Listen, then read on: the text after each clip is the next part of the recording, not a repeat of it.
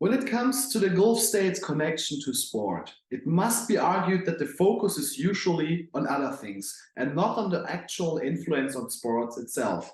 The focus of opponents is usually on human rights. The West must accept that sport is a global phenomenon and that everyone should have the opportunity to participate and invest in it.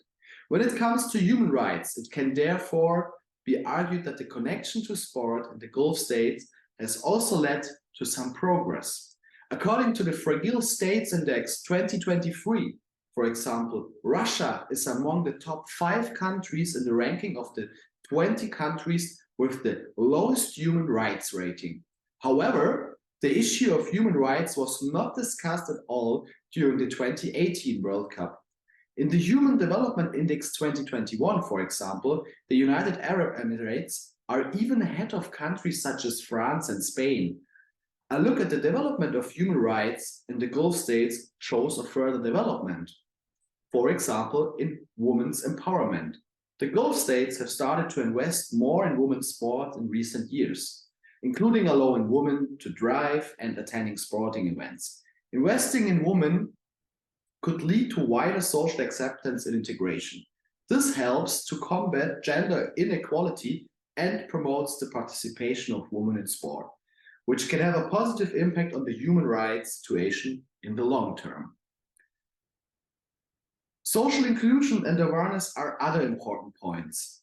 Sport promotes social inclusion as it brings people of different backgrounds, ethnicities, and religions together.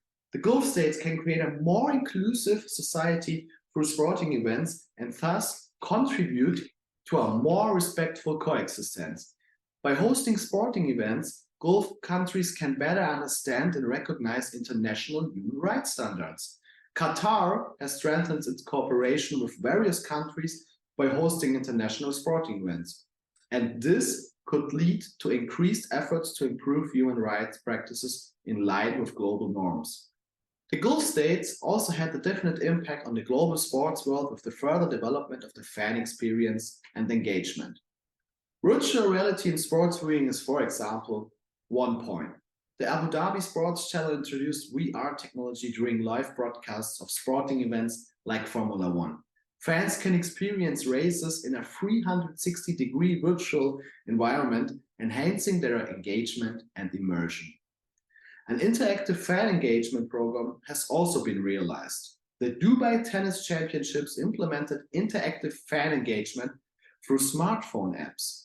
Fans attending the event could participate in real-time polls, access behind-the-scenes content, and engage in interactive games, making their experience even more dynamic and engaging. These real-life examples demonstrate how Gulf states' investments have translated into tangible technological advancements across various areas of sports, impacting performance, fan engagement, and ethical considerations. So, for the future, we can note that sports diplomacy could be a bridge builder.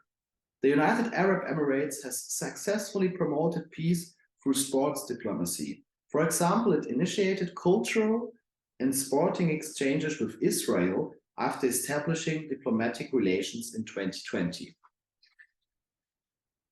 So the invest in the global sports landscape can also be seen as a catalyst for social change. The Saudi Sports for All Federation has launched programs that promote social change by encouraging broad participation in sport. Such initiatives could leave a lasting positive impact on the social fabric in Saudi Arabia. And finally, we have to talk about global recognition and prestige. Qatar has established itself not only as a venue for international sporting events, but also as a center for sports science and research. This is helping to rise the region's prestige in the global sports sector. Thank you very much for listening.